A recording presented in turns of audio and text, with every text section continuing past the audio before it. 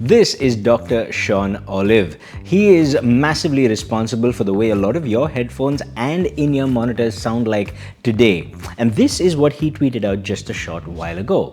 It's about the JBL Tune 230 NC. It's a Bluetooth earbud under $70 with active noise cancellation that is tuned to the Harman sound signature but without all the sharpness that all the audiophiles seem to have a problem with. So I bought one and I reviewed it for myself. This is that review. Okay, so I think in this color, JBL was going for a sporty vibe, but something about the shape, the materials, the way it looks, the colors, reminds me less of Usain Bolt and more of Fisher-Price. Now, it's not that they're poorly built, it's just something about the proportions are very reminiscent, especially in this color, to earbuds that are made for kids or made back in 2017. Nonetheless, they are quite comfortable in the ear, even though they're a little bit long in the ear. But hey, maybe that means the microphones will pick up your voice better. We'll find out in just a minute. Now, the case is in itself an anachronism and is determined to reminisce all the worst part of yesteryear's design, i.e. things that were made more for cargo pants. But hey, bigger usually equals better battery life. And in that sense, these do deliver. On a single charge, you'll get nearly 8 hours, and that's with active noise cancellation on, and you get another 4 charges out of the box. So fair enough, bigger, but lasts longer.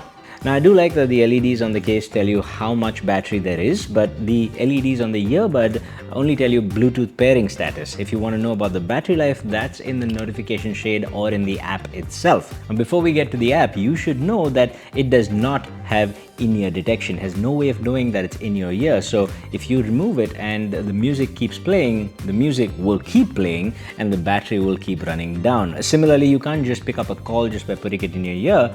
It doesn't know that it's in your ear. Nonetheless, there are some features in the app that'll help us there. Now, when you first pair these, there's a lot of hand-holding and it tells you exactly what to do to set them up.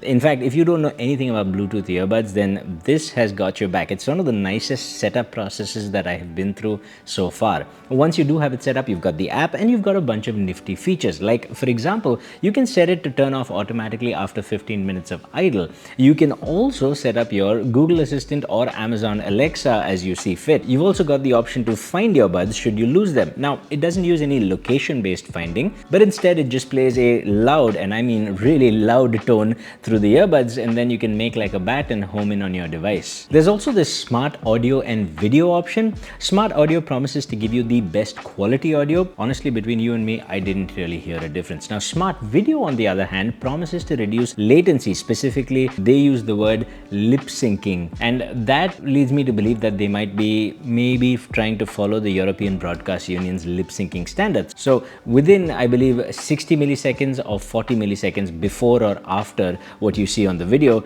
will basically be close enough that the brain thinks it's synced. And I can tell you, there is a massive difference between the latency with and without this feature on. There's also this feature called Voice Aware, and this is particularly interesting because when you've got them on, if you're on a phone call, ANC turns off automatically, but it does drown out your voice and some outside sounds just with passive isolation. Voice Aware allows you to control how much of your own voice you can hear back in, so you don't end up yelling at the person on the other side of the phone. Now, the earbuds themselves work on touch controls, and the touch surface area was right at the top of this stem, and it was large enough that it was actually really easy to use. In terms of customization, you do have some, but it's not the greatest. It's like Sony does it. You get to choose one suite of features on either earbud. Like, you can have either just volume controls on the earbud or just play and pause controls, but you can't mix and match them.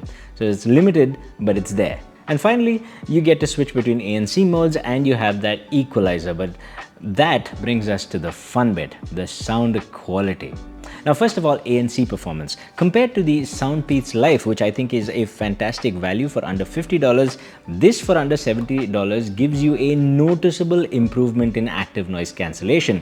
It's not going to compete with the best, but I can tell you that it's going to make a reasonable difference to your life. Like, for $70, I think this is a reasonable step up in ANC. Transparency mode, Nothing to write home about. Does its job. It's not perfect though. There is also a talk through mode, and what that does is suppress everything else except some vocal frequencies. So whatever mode you're in, if you want to quickly pay attention to what someone's saying, there is a direct double tap shortcut to go straight into talk through mode, and I thought that was quite a convenient thing. Okay, this is the microphone quality check of the JBL Tune 230NC. That is quite a mouthful, but this is pretty darn quiet conditions. Now we're going to turn up some cafe sounds really loud and see how it handles that.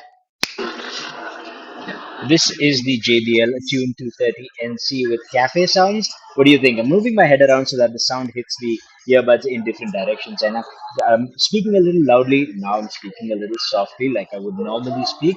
What do you think? Is it actually catching? And before you go, remember to hit that subscribe button.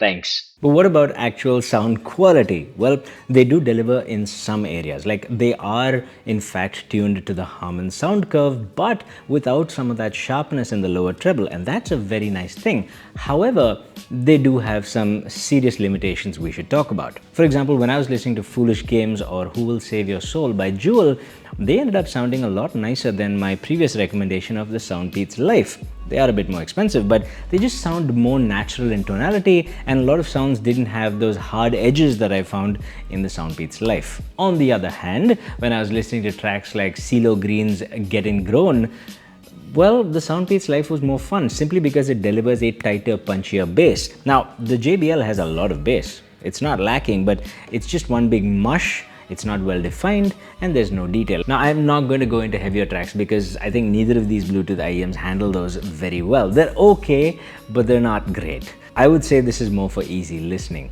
But still, the one silver lining is that the JBL provides you, in my opinion, some of the best EQ options in the market. Very similar to the one the AKG has on their app, which makes sense. They're all under the same sort of corporate umbrella.